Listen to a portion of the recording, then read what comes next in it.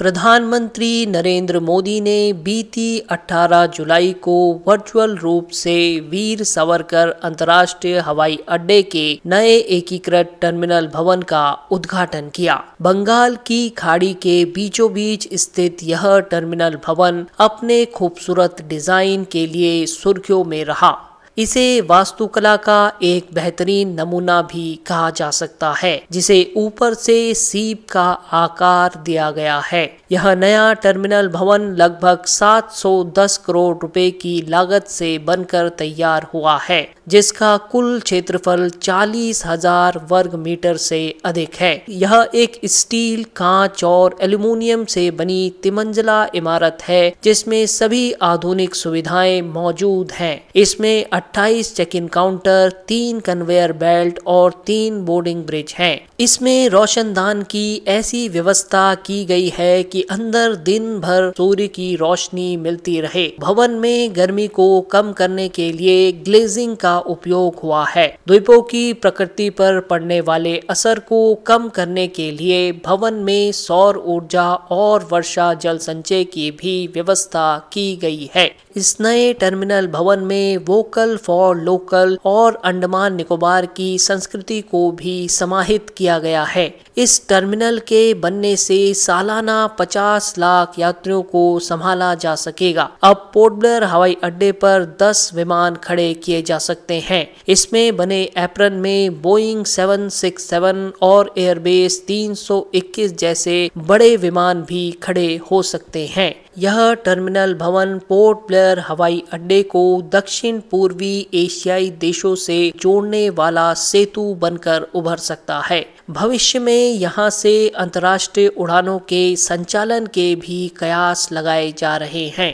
इससे सामरिक दृष्टि से महत्वपूर्ण अंडमान निकोबार इस क्षेत्र में आकर्षण का केंद्र बन सकता है। दुनिया के नक्शे पर पोर्ट ब्लेयर भारत की मुख्य भूमि की बजाय दक्षिण पूर्वी एशियाई क्षेत्र से ज्यादा करीब है। Phuket, Bangkok, Kuala Lumpur, Jakarta, Yangon और सिंगापुर से इसकी समुद्री दूरी 700 किलोमीटर से लेकर 2500 किलोमीटर तक की है। लेकिन सीधी उड़ान मौजूद न होने के चलते इस दूरी को तय करने में लगने वाला वक्त और खर्च दोनों बहुत बढ़ जाते हैं। ऐसे में सीधी उड़ान इस फासले को मिटाने में मददगार सिद्ध होगी। भारत के अन्य प्रमुख शहरों से दक्षिण पूर्वी एशियाई शहरों को जाने वाली उड़ानों के पोर्ट ब्लेयर में ठहरने से एक नए युग की शुरुआत हो सकती है। दक्षिण पूर्वी एशियाई क्षेत्र से अंतर्राष्ट्रीय संबंधों और सांस्कृतिक आदान प्रदान को भी बेहतर बनाने में यह अपनी भूमिका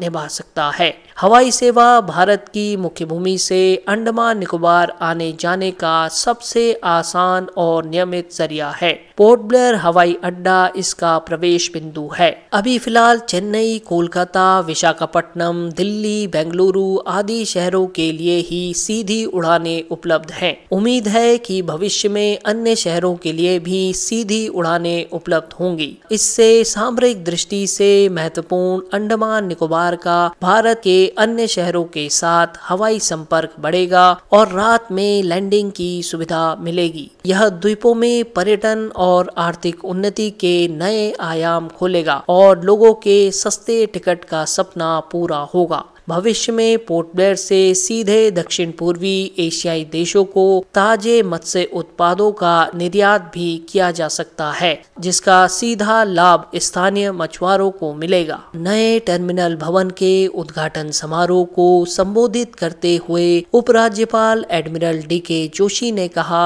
कि यह अंडमान निकोबार के लिए गर्व का क्षण है। यह नया टर्मिनल भवन द्वीपों के विकास में नई संभावनाएं लेकर आएगा। पिछले कुछ वर्षों में ढांचागत निर्माण के लिए द्वीपों में 95,000 करोड़ रुपए का निवेश किया गया है। यह सरकार का द्वीपों के विकास के प्रति संकल्प दर्शाता है। उन्होंने कहा कि यह हवाई अड्डा रोजगार, सामाजिक आर्थिक विकास के साथ देश को ग्लोबल कनेक्टिंग हब बनाने में सहायक सिद्ध होगा। ढांचागत सुविधाओं में अग्रणी रहे बिना देश का विकास संभव नहीं है। दक्षिण पूर्वी देशों से निकटता को देखते हुए द्वीपों में नागर विमानन क्षेत्र सबसे महत्वपूर्ण है। द्वीप विकास एजेंसी की दूरदर्शी योजनाएं द्वीपों का विकसित भारत की ओर तेजी से रूपांतरण को दर्शाती हैं।